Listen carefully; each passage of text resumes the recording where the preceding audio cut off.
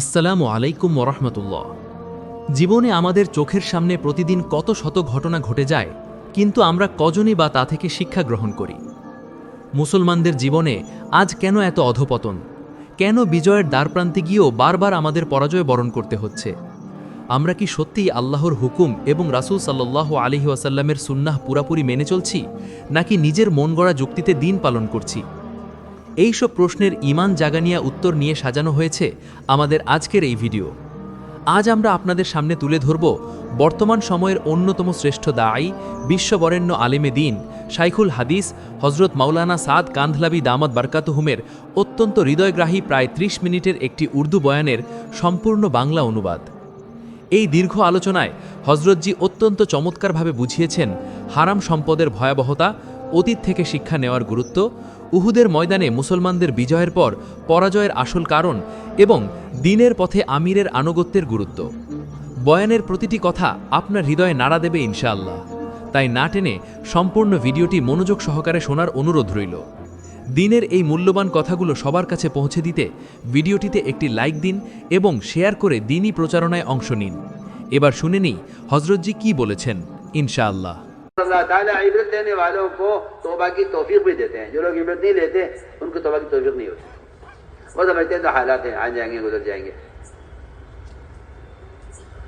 जी हाँ, हालांकि अल्लाह ताला बाद मर्तबा इंसान को की इबरत के लिए, मैं बहुत अहम बात अर्ज करना चाहता हूँ, इबरत के लिए अल्लाह ताला ऐसे वाक़यात जाहिर फरमा देते हैं कि जिससे मुसलमान इबरत ले। আল্লাহ তাআলা শিক্ষা গ্রহণকারীদের তওবা করার তৌফিকও দান করেন। যারা শিক্ষা গ্রহণ করে না তাদের তওবা করার তৌফিক হয় না। তারা মনে করে এগুলো তো পরিস্থিতি আসবে এবং চলে যাবে। অথচ আল্লাহ তাআলা অনেক সময় মানুষের শিক্ষার জন্য, আমি একটি খুব গুরুত্বপূর্ণ কথা বলতে চাই, শিক্ষার জন্য আল্লাহ তাআলা এমন কিছু ঘটনা প্রকাশ করেন যাতে মুসলমানরা তা থেকে শিক্ষা নিতে পারে। मैं दिल चाहता है एक वाक़या अर्ज करूँ दरमियान में। सही वाक़या है, इमाम बुखारी नकल किया है।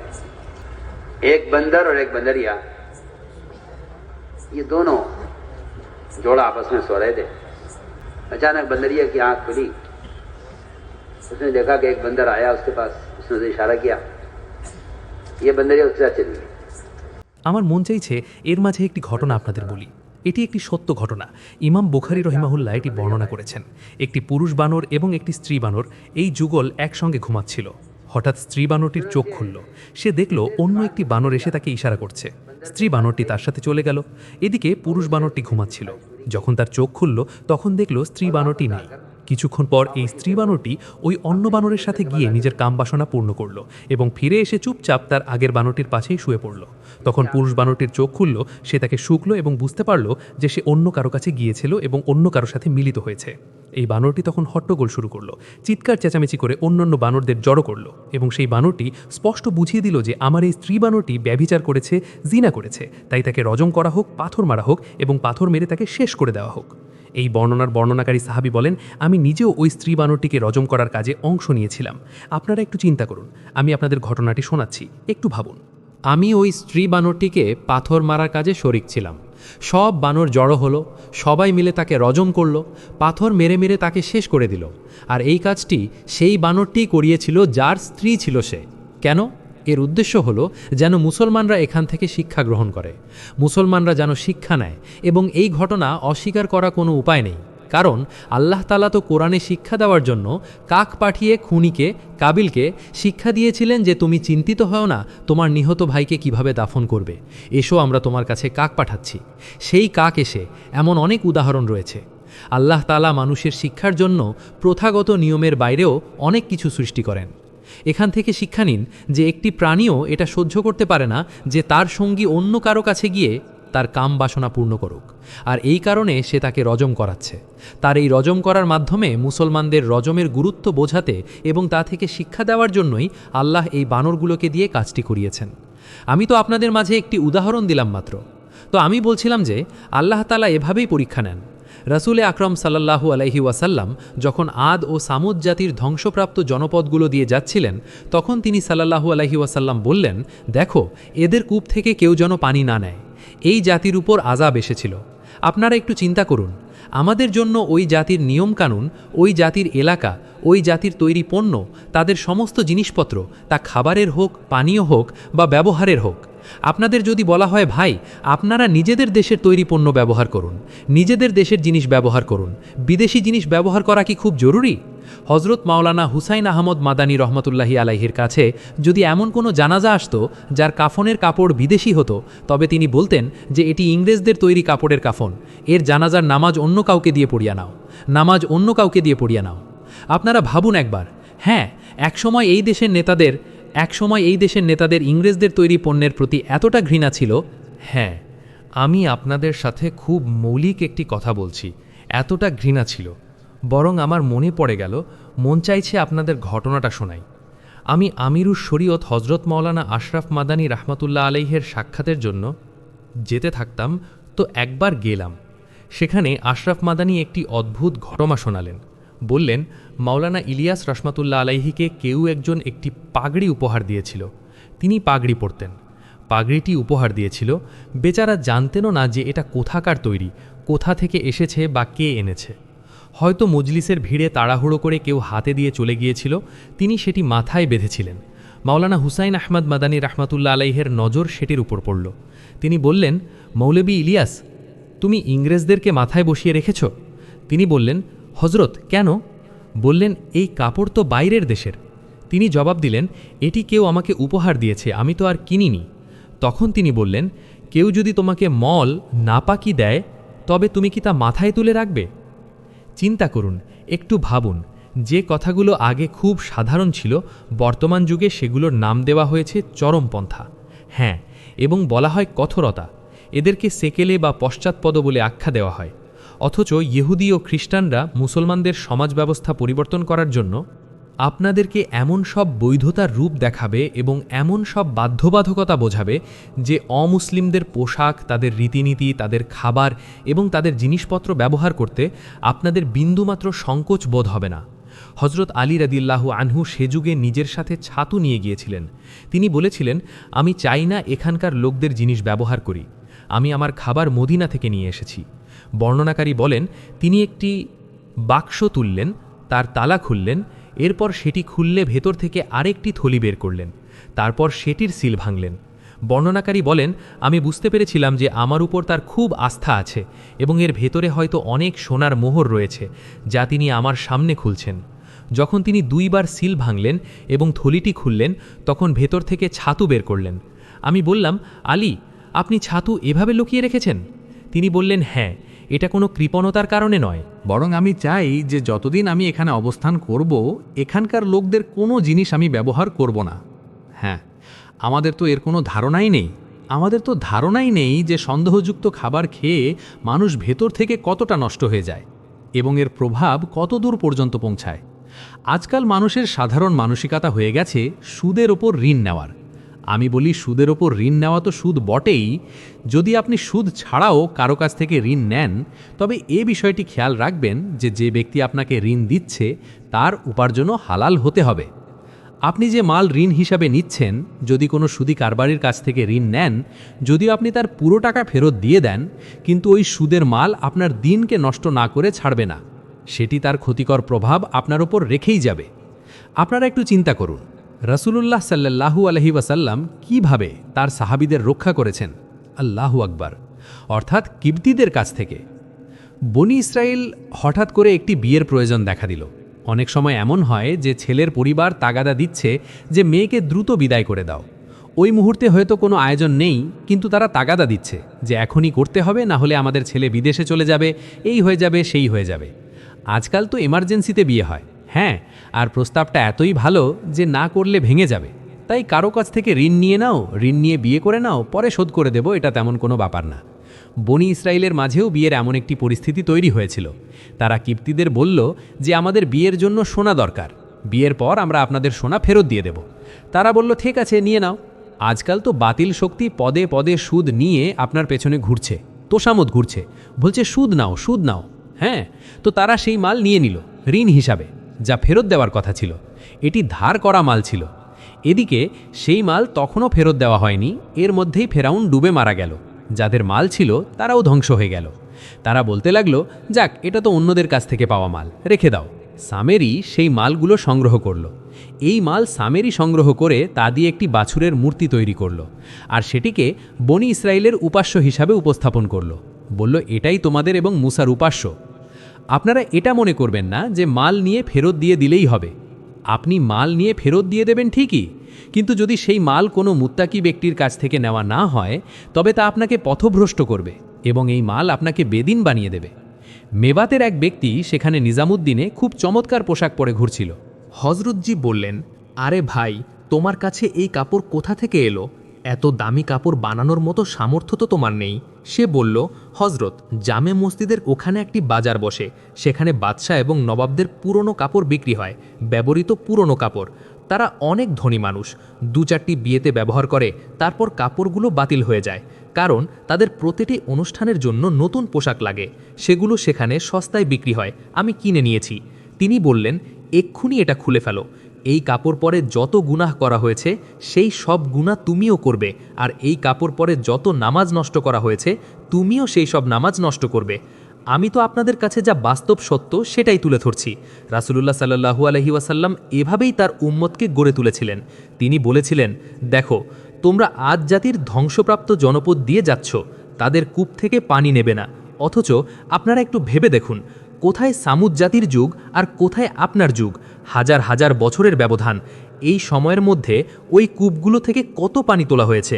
তবুও তিনি বললেন, না, তাদের কূপ থেকে পানি নেবে না। সাহাবায়ে কেরাম এগিয়ে এসে বললেন, হজরত, আমরা এমনিতে বেশি পানি নেইনি, শুধু আটা মাখার জন্য সামান্য একটু পানি নিয়েছিলাম।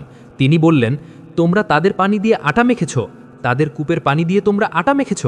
আটা মাখতে আর কতটুকু পানি লাগে? সামান্য একটু পানি। তিনি বললেন, এই আটা উটগুলোকে খাইয়ে দাও, তোমরা খাবে না। সাহাবারা বলেন, আমাদের যত আটা মাখানো ছিল সব আমরা উটদের খাইয়ে দিলাম, কারণ আল্লাহর নবীর নির্দেশ ছিল যে তোমরা এটি খাবে না, যেহেতু তোমরা তাদের কূপের পানি দিয়ে আটা মেখেছ। আপনারা একটু চিন্তা করুন, ভাবুন। তো আমি বলছিলাম যে উম্মত কিভাবে তৈরি হয়েছিল। তো আমার প্রিয় বন্ধুরা, এভাবেই রাসূল আকরাম সাল্লাল্লাহু আলাইহি ওয়াসাল্লাম অনেক আদেশ এমন আছে যেগুলো তাৎক্ষণিকভাবে এসেছে, আমরা দেখি যে আমরা সেগুলো পূরণ করি কিনা। আপনারা একটু খেয়াল করুন, এটি তো আমি শুধু পানির উদাহরণ দিলাম। সাহাবায়ে কেরাম সফরে ছিলেন, খাবার শেষ হয়ে গেল, খাওয়ার মতো কিছু নেই, যে শস্য ছিল তা শেষ হয়ে গেছে, চরম ক্ষুধা, কি করবেন? সে যুগে গাধার গোস্ত হালাল ছিল, তখনও তা হারাম করা হয়নি, গাধা হালাল ছিল। সাহাবীদের সাথে বাহন ছিল, সাহাবীরা ভাবলেন, আমরা কিছুটা পায়ে হেঁটে নেব, পালাক্রমে একে অপরের বাহনে উঠব, এক বাহনে দুজন উঠব, কিছু একটা করে নেব, কিন্তু ক্ষুধার তো একটা ব্যবস্থা হওয়া উচিত। সাহাবীরা একটি গাধা জবাই করলেন, এর গোস্ত প্রস্তুত করলেন। বর্ণনায় আছে, যখন গোস্ত সেদ্ধ হয়ে আসছিল এবং সাহাবীরা খাওয়ার জন্য বসতে যাচ্ছিলেন, আল্লাহ দেখছেন, আল্লাহ রসুল সাল্লাল্লাহু আলাইহি ওয়াসাল্লাম সফরের সাথে আছেন, সাহাবীরা সফরে আছেন, তারা নিজ বাসায় মদিনায় নেই, সফরে আছেন। এটি ছাড়া খাওয়ার আর কিছুই নেই, হালাল গোশত তৈরি হচ্ছে। হঠাৎ আল্লাহর নির্দেশ এসে গেল, তিনি সাহাবীদের একজনকে বললেন, যাও, সাহাবীদের মাঝে ঘোষণা করে দাও যে এইমাত্র আল্লাহ গাধার গোশত হারাম করে দিয়েছেন, এই রান্না করা খাবার যেন ফেলে দেওয়া হয় এবং হাঁড়িগুলো ভেঙে ফেলা হয়। তো আপনাদের আনুগত্য কিভাবে আনুগত্য করা হয়েছিল, আমি তারই উদাহরণ পেশ করছি। এমন তো নয় যে মানুষ ভাববে, হ্যাঁ ভাই দেখো, যতটুকু পারা যায় ততটুকু চলো। আল্লাহ কারো উপর তার সাধ্যের অতিরিক্ত বোঝা চাপান না। আল্লাহর কসম, এর মানে কোনোভাবেই এটা দাঁড়ায় না যে আপনার যতটুকু ইচ্ছা আপনি ততটুকু করবেন, আর যা পারবেন না তা ছেড়ে দেবেন। এটা তো নিজের ইচ্ছার দিন হয়ে গেল, নির্দেশের দিন হলো না। এই আয়াতের অর্থ এটা ছিল না। আয়াতের অর্থ এটা ছিল না যে আপনারা যা করতে পারবেন তা করবেন, আর যা পারবেন না তা করবেন না। বরং আয়াতের অর্থ ছিল যে আমরা তোমাদেরকে যে কাজ করার নির্দেশ দিয়েছি তা করার সক্ষমতা আমরা তোমাদের ভেতরে দিয়েই রেখেছি, সুযোগ রেখেছি। আমরা তোমাদের ভেতরে সেই শক্তি দিয়েছি, তোমাদের ভেতরে আমরা এই কাজটি করার ক্ষমতা দিয়ে রেখেছি। লা ইউকাল্লিফুল্লাহু নাফসান ইল্লা উসআহা, অর্থাৎ আল্লাহ তাআলা তার বান্দাকে কেবল সেই কাজেরই দায়িত্ব দেন যা করার সামর্থ্য আল্লাহ বান্দার মধ্যে রেখেছেন। এটাই হলো এই আয়াতের প্রকৃত অনুবাদ। এটা তো খেয়াল খুশির দিন হয়ে গেল যে মানুষ যা করতে পারে তা করবে, আর যা পারে না তা ছেড়ে দেবে। আমি বলি, আমাদের দিন অসম্পূর্ণ হওয়ার মূল কারণই হলো এটি। মানুষ ভাবে যে আমি যা পারি তা করব, আর যা পারি না তা ছেড়ে দেব। তো আমি বলছিলাম যে এখানে যে নির্দেশ এসেছে, গাধার গোশত এমন সময় হারাম করা হলো যখন খাওয়ার মতো আর কিছুই ছিল না। আল্লাহ দেখতে চেয়েছিলেন যে তারা এটা খায় নাকি ফেলে দেয়। সাহাবীরা সব খাবার ফেলে দিলেন এবং হাঁড়িগুলো ভেঙে ফেলার নির্দেশ এলো। সাহাবীরা আরজ করলেন, হাঁড়িগুলো কি ভেঙে ফেলবো নাকি ভালো করে ঘষে ধুয়ে ফেলবো? তিনি বললেন, আচ্ছা ঠিক আছে, এমন করো, ভালো করে ঘষে ধুয়ে নাও। আর সাহাবিরা হাড়িগুলোকে ঘষে পরিষ্কার করে নিলেন। আজকে কি কেউ বলার আছে যে বিকল্প কিছু পেলে তারপর এটা ছেড়ে দিতাম? আজকাল যারা অবৈধ ব্যবসা করে তারা বৈধ ব্যবসার ব্যবস্থা হওয়ার আগ পর্যন্ত অবৈধটা ছাড়তে প্রস্তুত নয়, অথচ আল্লাহ তাআলার নিয়ম হলো তুমি হারাম ছেড়ে দাও, আমি তোমার জন্য হালালের রাস্তা খুলে দেব। তো আমি বলছিলাম যে কখনো কখনো এমন নির্দেশ চলে আসবে, প্রয়োজনের মুহূর্তে নির্দেশ চলে আসবে, পরিস্থিতির বিপরীতে প্রয়োজনের সময় নির্দেশ চলে আসবে। একদিকে চরম ক্ষুধা, অন্যদিকে হালাল গোশত হারাম করে দেওয়া হলো। চলুন সামনে এগোই। সামনে এগুলো দেখা যায় তাৎক্ষণিক আদেশের অনেক উদাহরণ আছে। যেমনটি আমি বললাম, তাৎক্ষণিক আদেশ ইবাদতের ক্ষেত্রে আছে, আবেগ অনুভূতির ক্ষেত্রে আছে, ফেরেশতা থেকে শুরু করে নবী ও সাহাবী পর্যন্ত। একইভাবে তাৎক্ষণিক আদেশের ব্যাপারটি আল্লাহু আকবার আনুগত্যের ক্ষেত্রেও রয়েছে। আপনারা খেয়াল করুন, এক ধরনের কুকুর আছে শিকারী কুকুর, যার মাধ্যমে শিকার করার অনুমতি শরীয়ত দেয়। শরীয়ত এই অনুমতি দেয় যে আপনি শিকার করার জন্য শিকারী কুকুর রাখতে পারেন এবং তা দিয়ে শিকার করতে পারেন, কিন্তু সেই শিকার হালাল হওয়ার জন্য কিছু শর্ত আছে। প্রথম কথা হলো, আপনি বিসমিল্লাহ বলে তাকে ছাকবেন।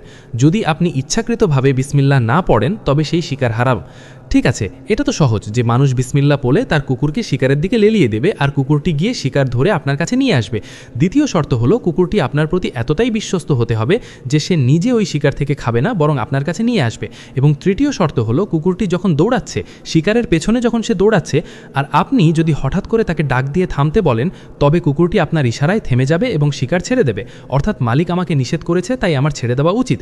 যদি সে আপনার নিষেধ করার পরও না থামে তবে তার শিকার হালাল নয়, আর যদি সে আপনার বারণে না থামে তার মানে এই কুকুরটি আপনার অনুগত নয়, তাই তার শিকার আপনার জন্য হালাল নয়। আমাকে বলুন, একটি কুকুর যদি অনুগত না হয় তবে তার শিকার আপনার জন্য হালাল হয় না? তাহলে যে মানুষকে ইবাদতের জন্য সৃষ্টি করা হয়েছে সে যদি আল্লাহ ও আল্লাহর রাসূলের অবাধ্য হয়, অনুগত না হয়, তবে তার আমল আল্লাহর কাছে কিভাবে গ্রহণযোগ্য হবে, যেখানে ওই কুকুরের শিকারই গ্রহণযোগ্য নয়, ব্যবহারের যোগ্য নয়? আপনারা একটু চিন্তা করুন। আমরা বলছিলাম যে এখানে তৃতীয়ত, আমার প্রিয় বন্ধুগণ, আনুগত্য হলো তাৎক্ষণিক আদেশ পালনের নাম। তাৎক্ষণিক নির্দেশ পালন করাকেই আনুগত্য বলি। যেমনটি তাৎক্ষণিক আদেশ ইবাদতের ক্ষেত্রে হয়, প্রয়োজনের ক্ষেত্রে হয়, সমাজ জীবনের ক্ষেত্রে হয়। আমি উদাহরণ দিয়েছি। একইভাবে তাৎক্ষণিক আদেশ এই আল্লাহর দিকে ডাকার বা দাওয়াতের দায়িত্বের মাঝেও রয়েছে। তাৎক্ষণিক আদেশ আসছে এবং তা পালিত হচ্ছে। যদি তাৎক্ষণিক নির্দেশ পালিত হয় তবে ময়দান অর্থাৎ সাফল্য আপনাদের হাতে থাকবে। আর যদি তাৎক্ষণিক নির্দেশ নষ্ট করা হয় তবে ময়দান ছিনিয়ে অন্যদের দিয়ে দেওয়া হবে। এর উদাহরণ সিরাতের মধ্যে বিদ্যমান।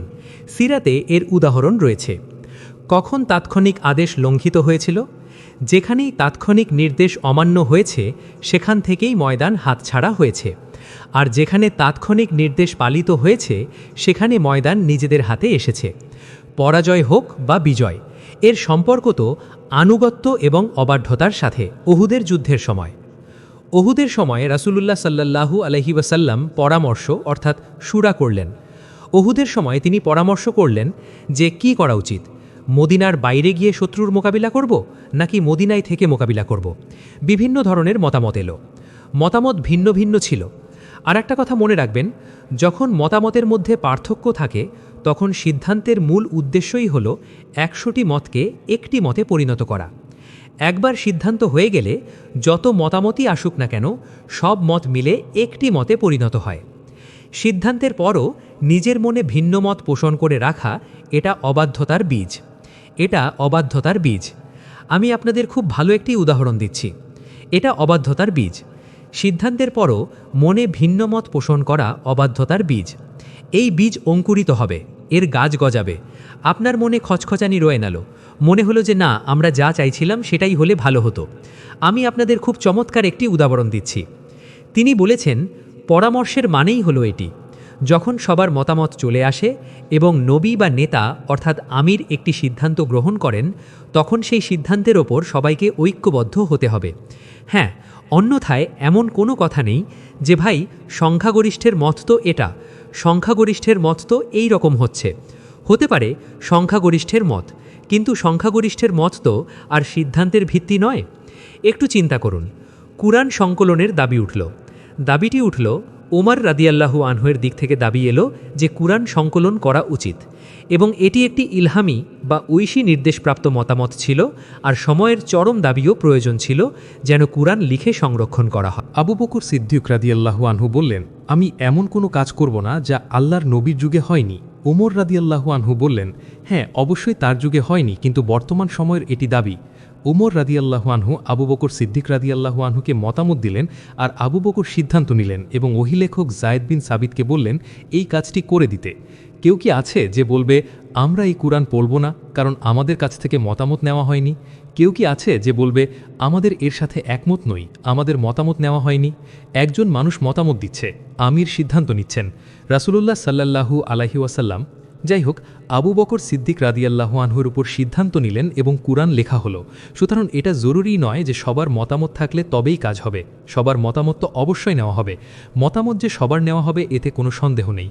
রাসূলুল্লাহ সাল্লাল্লাহু আলাইহি ওয়াসাল্লাম মুনাফিকদের কাছ থেকেও মতামত নিতেন, তোমাদের কি মতামত? কিন্তু দায়িত্বশীলের উপর এই জোর খাটানো যে যেহেতু সবার মতামত এটি তাই আপনাকেও এটাই করতে হবে, হ্যাঁ এটা হলো গণতান্ত্রিক ব্যবস্থা, এটা সুন্নতের ব্যবস্থা নয়। সুন্নতের ব্যবস্থা তো এটাই, আমিরের সাথে শুরা আর শুরার সাথে আমির, এটাই নিশ্চিত কথা। সিদ্ধান্তের ক্ষেত্রে ভোটের অনুপাত, এটা গণতান্ত্রিক ব্যবস্থা। তো আমি বলছিলাম যে এমন পরিস্থিতি আপনাদের সামনে আসবে, সবার মতামত একদিকে আর আবু বকর সিদ্দিকের মতামত একদিকে। উসামার বাহিনী প্রেরণের ব্যাপারে কেউ প্রস্তুত ছিল না। উসমান তোমার মতামত কি? আলী তোমার মতামত কি? উমর তোমার মতামত কি? আনসাররা তোমাদের মতামত কি? মুহাজিররা তোমাদের মতামত কি? সবার একটি মত ছিল আবু বকরের কাছে যে হে আমিরুল মুমিনিন, আমাদের সবার সর্বসম্মত মতামত হলো যে এই মুহূর্তে বাহিনী পাঠানো উচিত নয়। কিন্তু উমরকে বললেন আমার একক সিদ্ধান্ত হলো যে বাহিনী রওনা হবে। আবু হুরায়রা রাদিয়াল্লাহু আনহু বলেন যদি সেদিন আবু বকরের এই সিদ্ধান্ত না হতো তবে আল্লাহকে সিজদা করার মতো কেউ অবশিষ্ট থাকতো না। শেষ পর্যন্ত কি হতো? সবাই কোথায় চলে যেত? সিজদাকারী সব সাহাবী, সব তাবেই সবাই কোথায় চলে যেত? তিনি বলেন সেদিন আবু বকরের এই সিদ্ধান্ত যদি না হতো তবে আল্লাহকে সিজদা করার মতো কেউ অবশিষ্ট থাকতো না। এর কারণ কি? কারণ হলো যখন মুরতাদ হওয়ার ফিতনা শুরু হয়ে গিয়েছিল তখন তা থামানোর জন্য আবু বকরের যে পদক্ষেপ ছিল তা সবার মতামতের বিপরীত ছিল, সবার মতামতের বিপরীত ছিল, এবং উসামার বাহিনী পাঠানোর সিদ্ধান্ত সবার মতামতের বিপরীত ছিল। তো আমি বলছিলাম যে সেখানে পরামর্শ হলো, কারো মত ছিল যে মদিনায় থেকে যুদ্ধ করি আর কারো মত ছিল যে বাইরে বের হই।